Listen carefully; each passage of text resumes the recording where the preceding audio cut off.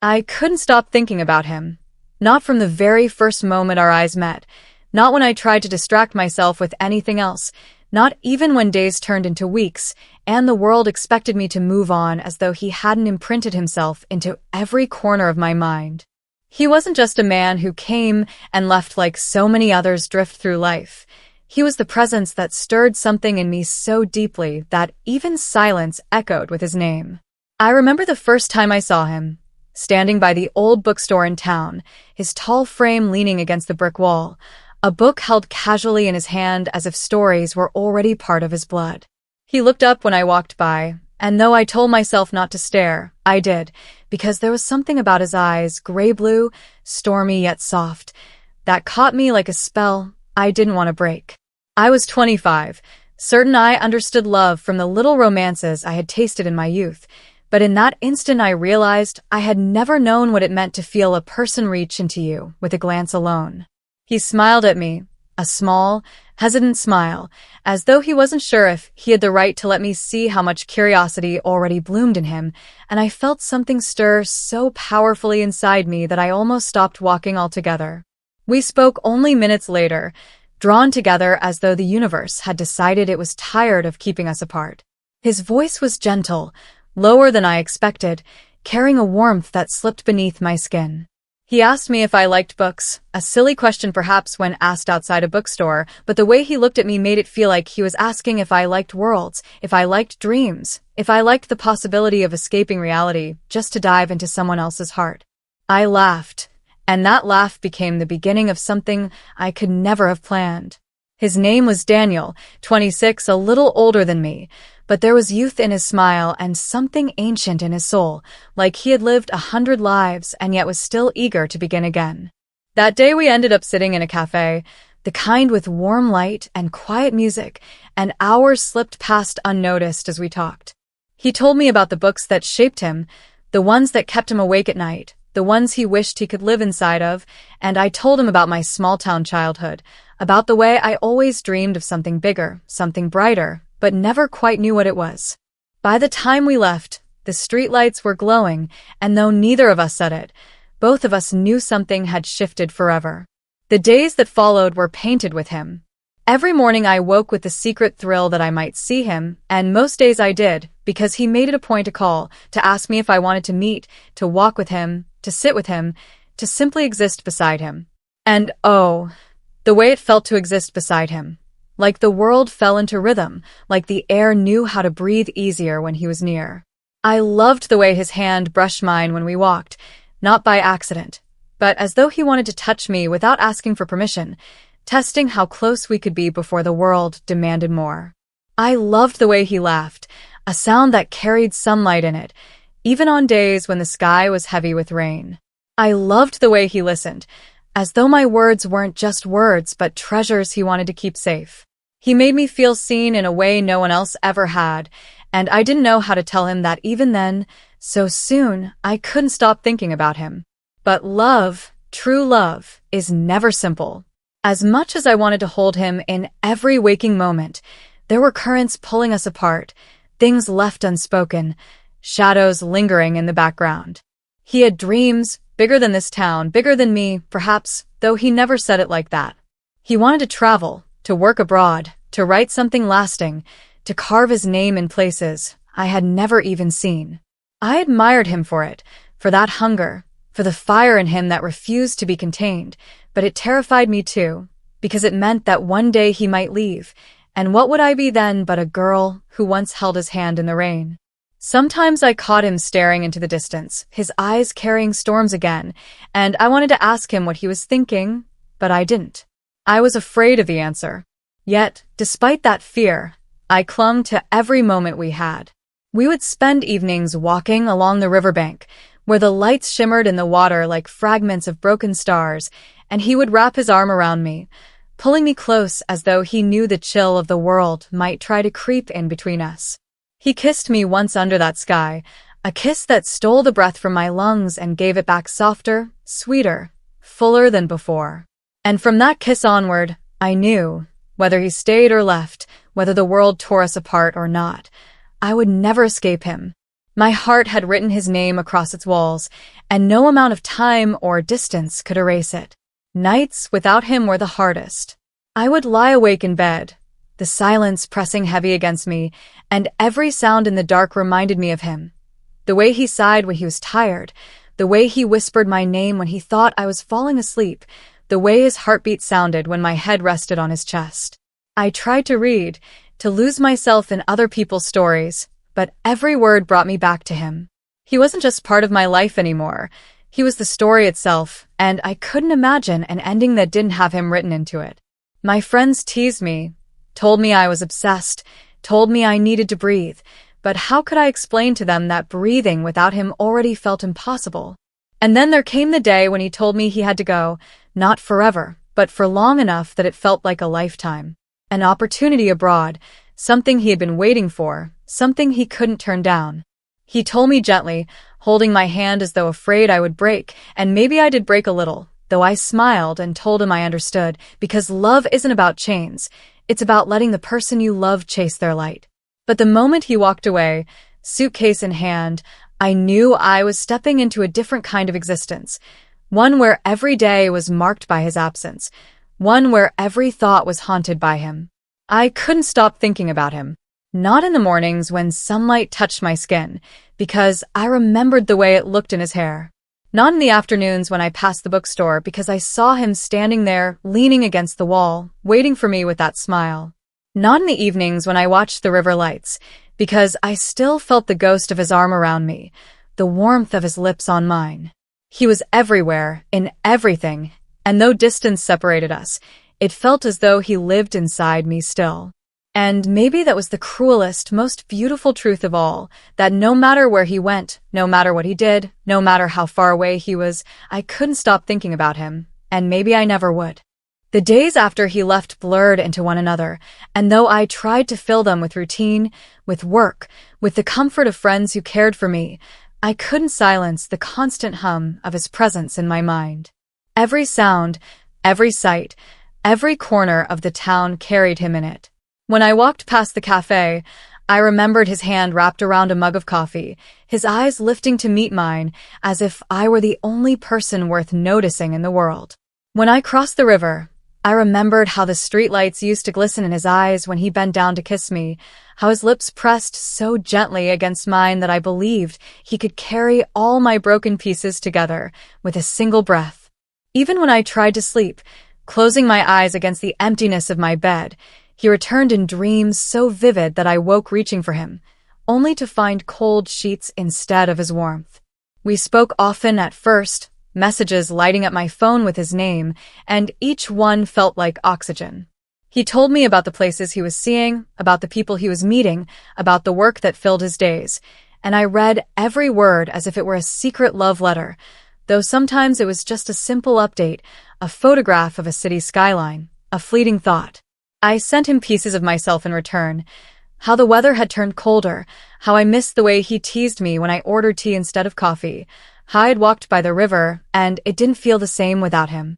But no matter how much we shared, the distance stretched wider, and silence crept into the spaces between our conversations. There were days when he was too busy to reply, nights when the time difference made it impossible to talk, and slowly I felt him slipping from my grasp, not because he wanted to, but because the world demanded more of him than I ever could. And yet, I couldn't stop thinking about him. I thought about him when I cooked, remembering how he used to steal bites from my plate with that mischievous grin that made me pretend to be annoyed, but secretly thrilled me. I thought about him when I heard music, because every song carried echoes of the way he once hummed softly against my hair as we danced barefoot in my kitchen, spinning in lazy circles that felt like eternity. I thought about him when I walked past strangers, wondering if any of them had someone who consumed their every waking thought, who lived in them so deeply that no amount of miles could loosen the hold. My friends urged me to move on, to open myself to someone else, but how could I, when Daniel wasn't just a chapter in my life? He was the book itself, the story I wanted to keep writing even if he was writing a different one somewhere far away. Months passed, and though I grew used to his absence, I never grew used to the emptiness. The nights remained heavy, my chest aching with the memory of his heartbeat, my lips longing for a kiss I couldn't recreate. Sometimes I sat by the riverbank, staring at the reflections of the city lights, whispering his name into the dark as if the water could carry it across oceans to wherever he was. I tried to bury myself in work, to laugh when my friends told jokes, to pretend I was fine when family asked, but deep inside I lived in two worlds, the one around me and the one inside me where Daniel never left. Then, one evening, everything changed. I was sitting in my room, reading a book he had once recommended, when my phone buzzed with his name. I almost dropped it in my rush to answer. His voice came through, tired but warm, and for the first time in weeks, I felt alive again. He told me he had been thinking about me constantly, that no matter what he did, no matter who he met, it was as if I was stitched into every thought. He confessed that he couldn't focus on the city lights, the new job, the supposed adventure he had been chasing, because all he saw was me walking toward him, smiling, laughing, filling his silence with music. His words shook me, filled me with a hope so wild I could hardly breathe. And then he said it, the words I had been waiting for, the words that made every lonely night worth it. I love you. I think I always have, but I didn't know how much until I left. I cried when I heard it, tears falling silently as I pressed the phone to my ear, wishing I could crawl through the wires, across the distance, and into his arms. I told him I loved him too, that I had never stopped, that he was in every thought, every breath, every dream. The silence that followed wasn't empty, it was full, heavy with all the emotions we couldn't fit into words. For a moment, it felt like distance didn't matter, like the universe itself bent to bring our hearts together. But reality has a cruel way of reminding us of its grip.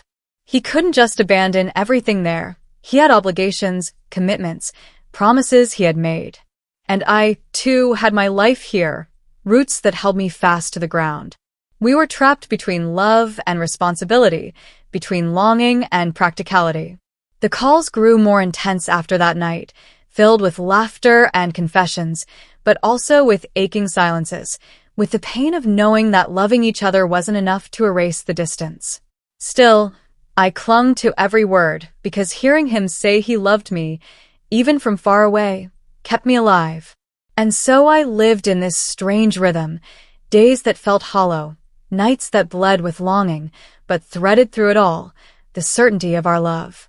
I couldn't stop thinking about him, and now I knew he couldn't stop thinking about me either. We were bound together, even if the world kept us apart, and maybe, just maybe, that was enough to keep me breathing until the day came when I could finally run into his arms again and never let go. The nights grew longer after that call, but they were filled with something different now, an ache softened by hope, a longing edged with certainty, because no matter how far Daniel was, I knew he was mine and I was his. Every time his voice reached me, I clung to it like the most precious melody, closing my eyes and letting it wash over me until I could almost feel him beside me. He told me about his dreams, about how he pictured us traveling together one day, walking hand in hand through streets he had discovered alone but wished to share with me. He said he imagined me beside him when he woke, when he went to bed, when he laughed with colleagues, and when he stood staring out at the city skyline, feeling that emptiness I felt too. I told him about the small things, about the tea I drank in the morning, the scarf I wore that still carried his scent, the songs I played on repeat because they reminded me of him. And though our lives were separated by distance, we built a secret world in the spaces between those calls, a world where love existed untouched, unbroken, eternal. But time has a way of testing even the strongest hearts, and there were moments when fear crept in, fear that the distance would grow too heavy, fear that life would harden us, that we would become strangers to each other's present while clinging desperately to the memory of what we once had. There were nights when I lay awake, staring at the ceiling, wondering if I was foolish to love someone I couldn't touch, foolish to let my entire heart rest in the hands of a man who lived across oceans. But then his message would arrive, his words pouring warmth into me, and I would remember why I loved him, why I chose him, why no one else could ever take his place. The turning point came one cold winter evening when I received a letter, a real letter, with his handwriting sprawled across the envelope. My hands shook as I opened it, the scent of paper and ink filling me with a strange intimacy.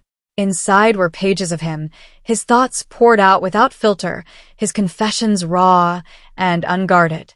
He wrote about how empty life felt without me, how success tasted bitter when he couldn't share it with me, how he often walked past beautiful sights but all he wanted was my hand in his, my laughter echoing in his ear. He told me he had been saving money, making plans, carving out a path back to me, because he couldn't imagine a future where we weren't together.